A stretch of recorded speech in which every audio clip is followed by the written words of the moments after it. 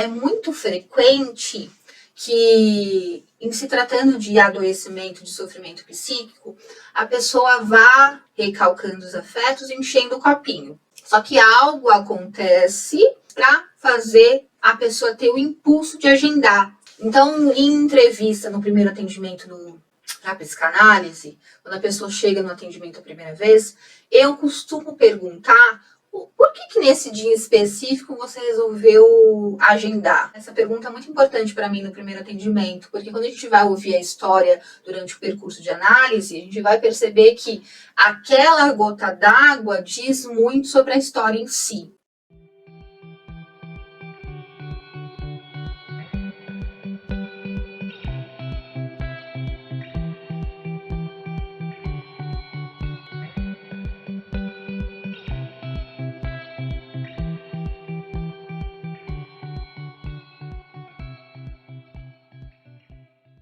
Então vamos lá, para minha linha de raciocínio, eu vou relembrar o período lá de março de 2020, que no auge da pandemia e do distanciamento social, vimos aumentar cerca de 40% o número de agressões físicas a mulheres e também ao feminicídio.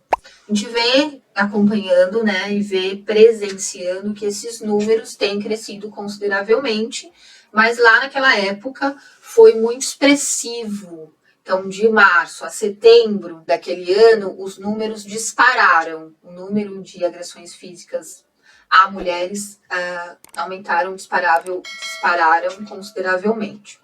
Eu sei porque eu fiz parte de um movimento de atendimento e acolhimento voluntário para essas mulheres, de escuta voluntária para essas mulheres, e a partir desses meses nós fomos colhendo dados, e aí ficamos com esse índice de que sim, o distanciamento social proporcionou um aumento significativo de agressões físicas. E o que isso tem a ver com passagem ao ato? Passagem ao ato, eu vou fazer uma metáfora aqui, para ficar claro e mais fácil de se pensar sobre o tema, que é passagem ao ato são afetos que, na impossibilidade de serem simbolizados ou de serem experienciados, falados ou elaborados em algum contexto simbólico, eles vão, como se fosse um copinho de água, vão enchendo esse copinho, até que num determinado momento, na impossibilidade de uma fissura e de um caminho para que essa água escoe um pouco, esse copinho que estava cheio de água, ele transborda. Então, para os afetos que na impossibilidade de serem simbolizados, eles vão sendo recalcados, até que acontece algo ou uma situação específica que é a gota d'água. Então, a última gota para que esse afeto transborde. E nas relações amorosas, essas muitas vezes que são vivenciadas de uma maneira não tão saudável, os afetos vão sendo recalcados, até que, por exemplo, a pandemia se instale. Essas duas pessoas que já têm uma convivência difícil precisam ficar dentro de casa juntas, até que a passagem ao ato, ou essa gota d'água, ou a última gota, aconteça e esses afetos transbordem. A agressão física é então a passagem ao ato. Na impossibilidade desse afeto ser vivenciado de uma forma simbólica, eu preciso expressar essa agressividade de uma forma que eu não consigo mais vivenciá-la, que não seja na forma agressiva ou violenta e de agressão em direção ao outro. Então, passagem ao ato, nesse contexto amoroso, também fala sobre isso. Na impossibilidade de uma comunicação, na impossibilidade, então, do término deste relacionamento, na impossibilidade de uma outra via que simbolize frustração, angústia ou descontentamento tão inerente das relações amorosas, na impossibilidade de tudo isso, acontece então a passagem ao ato. Então isso a gente tem vivenciado não só nas relações amorosas e no aumento do feminicídio, mas também a gente vê muito isso e cada vez mais também os ataques agressivos e o extremo da violência que a gente tem vivenciado nas escolas. Como a passagem ao ato também tem sido direcionado na escola, ou com os jovens, ou com os adolescentes, ou direção, então, deste representante social e cultural que é as crianças e os adolescentes. Então, a gente tem acompanhado que a passagem ao ato tem se tornado frequente.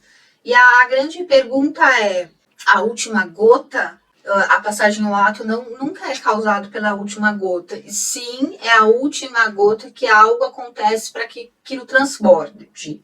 Então, em entrevista, no primeiro atendimento na psicanálise, quando a pessoa chega no atendimento a primeira vez, eu costumo perguntar por que nesse dia específico você resolveu agendar. É muito frequente que, em se tratando de adoecimento, de sofrimento psíquico, a pessoa vá postergando essa ajuda, postergando esse atendimento, postergando esse tratamento.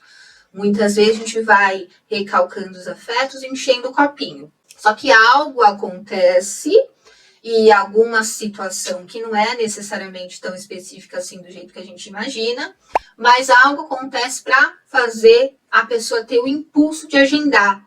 E é por isso que eu pergunto, essa pergunta é muito importante para mim no primeiro atendimento, porque quando a gente vai ouvir a história durante o percurso de análise, a gente vai perceber que aquela gota d'água diz muito sobre a história em si. Então eu acho interessante considerar também esse ponto de vista.